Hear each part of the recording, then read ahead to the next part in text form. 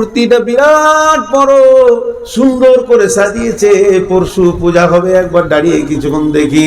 আল্লাহ কোরআনে বলেছেন, ওয়ালা তাকরাবুল ফাওয়াহিশা মা জাহারা মিনহা ওয়া মা বাতান। হে মুমিনের দল, হে আমার গোলামের দল, তোমার জানটা তিলে তিলে তিলে তিলে সেকেন্ডে ব্যয় হচ্ছে, এই পৃথিবীতে ব্যয় হচ্ছে, ব্যয় হবে ঠিক আছে, কিন্তু আমি যেখানে মানা করেছি ওই জায়গায় তুমি কোনোদিন দাঁড়াবে না। এই যে দিক দিক দিক দিক দিক দিক দিক দিক সব চলছে, হৃৎপিণ্ড চলছে, আমার জীবিত আছি, তা মনে করছি জানটা আমার। কিন্তু হরিশ্চন্দ্রপুর গেছি বেড়াতে, মন গেছে চায়ের দোকানে একবার বসি, চা খাই। অনেকক্ষণ তো হাট বাজার করলাম, একটু চা খাই, চা খেলাম, আল্লাহ কিছু বলছে না। তারপরে মনটা বলছে চা তো খেলিচ্ছ, তুই চানা মুড়ি খাই, খেলিলাম, আল্লাহ কিছু বলছে না। তা কাপড়ের দোকানে যে একটা গামছা গলা কিনি, মার্কেটে সব করছি, করতে করতে করতে করতে মন বলছে মূর্তিটা বিরাট বড়, সুন্দর করে সাজিয়েছে, পরশু পূজা হবে, একবার দাঁড়িয়ে কিছুক্ষণ দেখি। আল্লাহ কোরআনে বলেছেন, ওয়ালা তাকরাবুল ফাওয়াহিশা মা জাহারা মিনহা ওয়া মা বাতান। হে মুমিনের দল, হে আমার গোলামের দল, তোমার জানটা তিলে তিলে তিলে তিলে সেকেন্ডে ব্যয় হচ্ছে, এই পৃথিবীতে ব্যয় হচ্ছে, ব্যয় হবে ঠিক আছে, কিন্তু আমি যেখানে মানা করেছি ওই জায়গায় তুমি কোনোদিন দাঁড়াবে না। যেখানে প্রকাশ্য কাবিরা গুনাহ হয়, যেখানে মূর্তি পূজা হয়, যেখানে আপনার মাজারের পূজা হয়, যেখানে দেবদেবীর পূজা হয়, যেখানে মদের আড্ডা হয়, তাসের আড্ডা হয়, জোয়ার আড্ডা হয়, যেখানে জিনা ব্যভিচার চলে, সুদের কারবার চলে, যেখানে আপনার কিনা লুচ্চামি চলে, সমস্তকে এক ভাষায় আল্লাহ বলেছেন, হে আমার মুমিনের দল, তোমার জীবনের একটা সেকেন্ড তো দূরের কথা, এক সেকেন্ডের 100 ভাগের 1 ভাগ ওই জায়গাগুলোতে তুমি দাঁড়াবে না। ওয়ালা তাকরাবুল ফাওয়াহিশা, ফাহিশা কাজের কাছে তুমি যাবে না, ওখানে পৌঁছাবে না, ওই জায়গায় নোংরামি চলছে, তোমাকে আমি দাঁড়াতে মানা করেছি, ওই জানটা আমার, আমি চালিয়ে রেখেছি বলে চলছে, আমি চাপ মেরে ধরে নিলে এখনই তুমি দুনিয়া ছেড়ে দেবে, তার মানে তুমি চলনি, আমি চালাচ্ছি, তোমার পেছনে একটা চালক আমি আল্লাহ রয়েছি। হে মুমিনের দল, তোমরা যারা নিজেকে মুমিন মনে করছো এই জায়গাগুলোতে দাঁড়াবে না।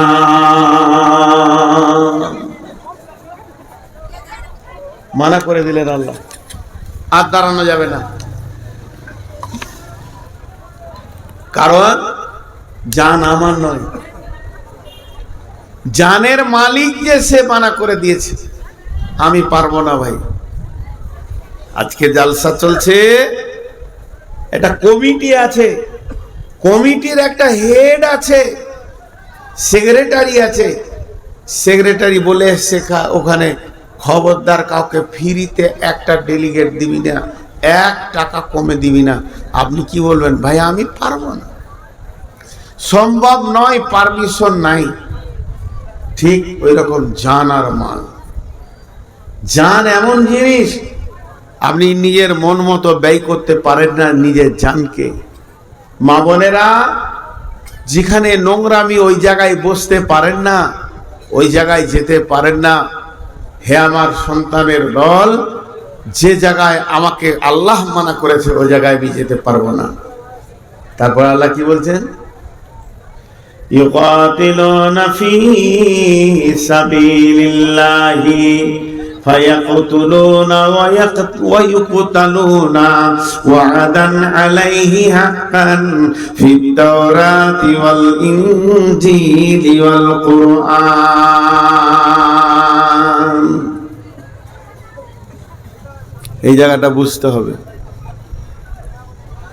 আল্লাহ বলছেন ইকাতিলুনা ফি সাবিলিল্লাহি ফায়াকতুলুনা ويقتلون وعدا عليه حقا في التوراة والإنجيل والقرآن ومن أوفى بعهده من الله فاستبشروا ببيعكم الذي بايعتم به وذلك هو الفوز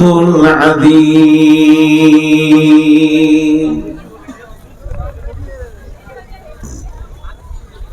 ছোট্ট একটা উদাহরণ দিচ্ছি।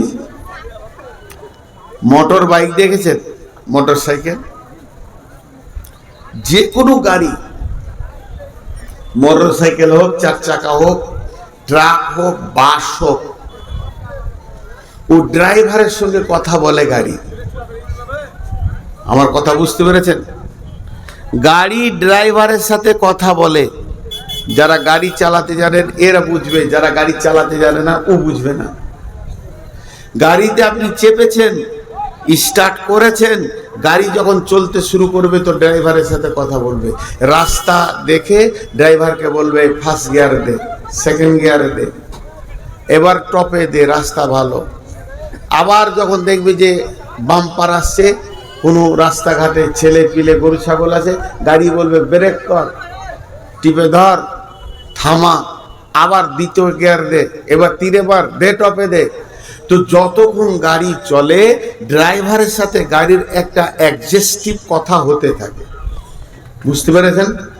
বাস চালালেও দেখবেন ড্রাইভার তখনই first gear, second gear, third gear করতেই আছে, আর বাস চলছে। তার কারণ রাস্তা এবং রাস্তার পজিশন আর গাড়ি আর ড্রাইভার তিনটে মিলিয়ে চলে। ওকে চিঠি দিতে হয় না, চিঠি দিতে হয় না, কাউকে বলতে হয় না এখন সেকেন্ড গিয়ার দে, কাউকে মাইকিং করতে হয় না, কোম্পানির তরফ থেকে খবর আসে না। পাকা ড্রাইভার রাস্তা দেখলে বুঝে নেই যে রাস্তা কি বলছে, আমার গাড়ির গিয়ার কত নম্বর দিতে হবে। আমি কথাটা বললাম, এটা বুঝতে পেরেছেন? আমি কথাটা জীবিতদেরকে বললাম না মৃত্যুদেরকে? একটা তো উত্তর চেয়েছি ভাই। যারা ড্রাইভার তারা বুঝতে পেরেছেন? আমি যে উদাহরণটা দিলাম সেটা আপনারা বুঝতে পেরেছেন? হ্যাঁ, কিন্তু এত চুপ কেন? বাংলাদেশে ডিসেম্বরে যাব, ওখানে জালসা করে একটা মজা, মুখ খুলে ঠিক বলেছেন, বলতে হবে, আরো আগ্রহ লাগে কথা বলতে। আর এখানকার শ্রোতাদেরকে গরম করাই যায় না, মুখ খুলবেই না। তো এইটা একটা উদাহরণ দিলাম। আর একটা উদাহরণ দিচ্ছি, এটা খারাপ মনে করে নিয়েন না। মুখ দিয়ে মানুষ কথা বলে, কিন্তু মুখটাকে যদি বন্ধ করে দেওয়া হয় চোখেও কথা হয়। চোখে কথা বলে কারা? প্রেমিক প্রেমিকারা। এই জন্য একজন দার্শনিক বলেছেন, ফাহেশা শুরু হতি হ্যায় আঁখ সে और खत्म होती है शर्मगाह से। প্রকৃত প্রেমিক যদি হয় তো দুজন তাকালে অনেক কথা হয়ে যায়। এ ভাষা পৃথিবীতে আসে নাই, কোনো সাহিত্য নাই, বই নাই, পড়া যায় না। খালি যারা প্রেমিক প্রেমিকা হয় চোখে চোখে দেখলে তাদের অনেক কথা হয়ে যায়। দুটা উদাহরণ দিলাম। 3 নম্বরটা বুঝেলেন? বাচ্চা ছেলে 1 বছর 1.5 বছরের ছেলে কোন ভাষায় কথা বলে? 1 বছর 1.5 বছরের ছেলে কোন ভাষায় কথা বলে? তো পৃথিবীর কেউ না বুঝলে ওর মা বুঝে আমার ছেলে এখন কি বলছে। এর নাম মহব্বত, এই ভাষাটার নাম মহব্বত। এবার চলেন উদাহরণ অনেক দিয়ে দিলাম। আজকে 2025 সালে কাউমারি কেন এই পৃথিবীর মুসলমানদেরকে বক্তা এনে মাইক দিয়ে গরম করতে হচ্ছে? তোমাদেরকে টাকা লাগবে, এখানে টাকা দিতে হবে, টাকা দিলে এই জিনিসে কাজ হবে।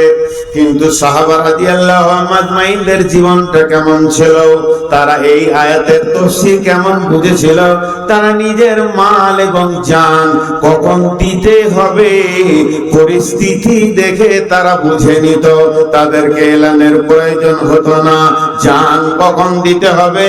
আল্লাহ এখন আমার জানটা চাইছে না আমার মালটা চাইছে, সাহাবীদের বুঝতে অসুবিধা হতো না। ওদের যুদ্ধে বিশ্ব নবী মদিনা প্রাম্বে, মদিনার প্রাত দেশে মসজিদে নববী থেকে মাত্র 3 কিলোমিটার দূরে উহুদের স্পট, যেখানে উহুদের যুদ্ধ হয়েছে, ওখানে একটা পাহাড় আছে, ওই পাহাড়টার নাম হলো উহুদ। ওই পাহাড়ের নামের কারণে যুদ্ধটার নাম হয়েছে উহুদের যুদ্ধ। এই যুদ্ধে বিশ্ব নবী লোহার বর্মা পরেছিল, গোটা বডিতে লোহার চাদর পরেছিলেন, মাথায় লোহার চাদর পরেছিলেন। আর বিশ্ব নবীর বডিটা স্বাভাবিকের থেকে একটু ভারী হয়ে গেছে। আল্লাহ নবী ডান দিকে বাঁ দিকে সামনে পেছনে চারিদিকে যেন সব সময় মহড়া দিতে রয়েছেন, কখন কোন দিকে শত্রু আসে। সাহাবা রাদিয়াল্লাহু আজমাইনেরা রাসূলের সঙ্গে রয়েছেন, চারিদিকে যেন একটা মহড়া চলছে। ঠিক এরকম সময়ে আল্লাহর নবী একটা পাথরের উপরে উঠবেন।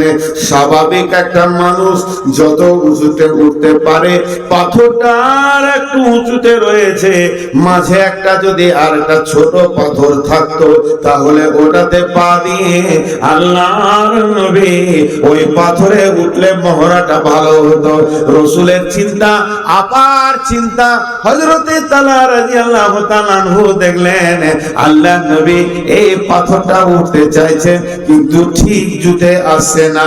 তালহা রাদিয়াল্লাহু আনহু কি করলেন, দৌড়ে গিয়ে পাথরের নিচে শুয়ে গেলেন আর বললেন, ইয়া রাসূলুল্লাহ, আপনি আমার বুকে পা দিয়ে উঠে যান। তালহা বুঝে নিলেন এখন আমার বডিটা আমার আল্লাহ চাইছে। বিশ্ব নবী তালহার বুকে পা রাখলেন আর ওই পাথরে উঠে দাঁড়ালেন, পা রাখলেন আর বললেন, তালহা রে, তুমি যে কাজ আজ করেছো, তুমি নিজের জন্য জান্নাতকে অজিব করেছো। বলেন, কে বলেছিল তালহাকে? 3টে বক্তা নিয়ে এসে বায়ান করে বলবে, তালহা রসুলের পায়ের নিচে সুদগা, রসুল উঠবে ওখানে। বুঝে নিয়েছিল এখন আমার বডিটা চাইছে।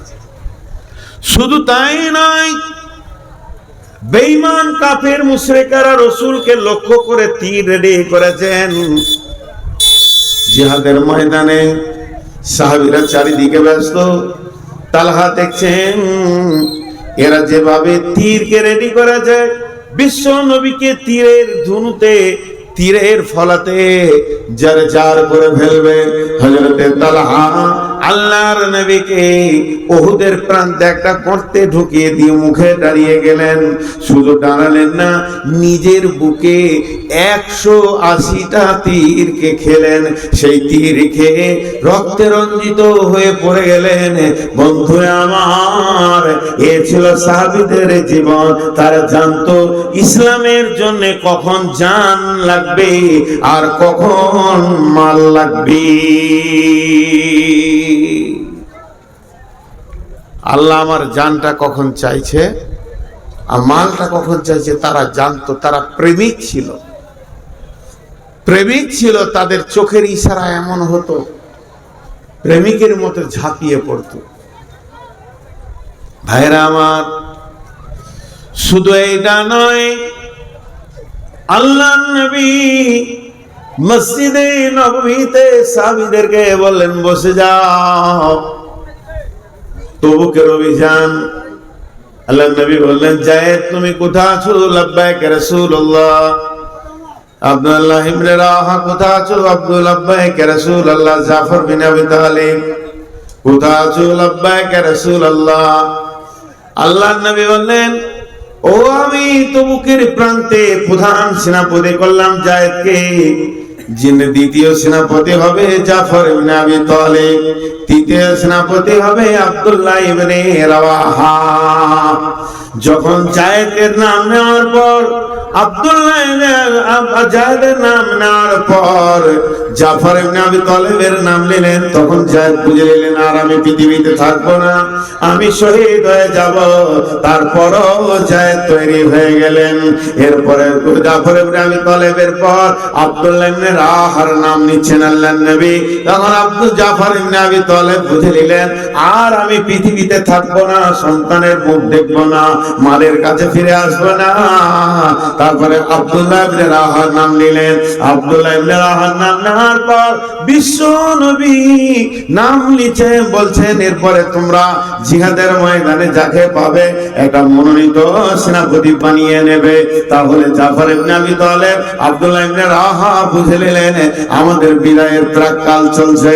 আল্লাহর নবী বললেন তোমরা বাড়িতে ফিরে যাও, নিজের আত্মীয়দেরকে দেখা করে চলে এসো, তোমাদেরকে তবুকের অভিযানে যেতে হবে।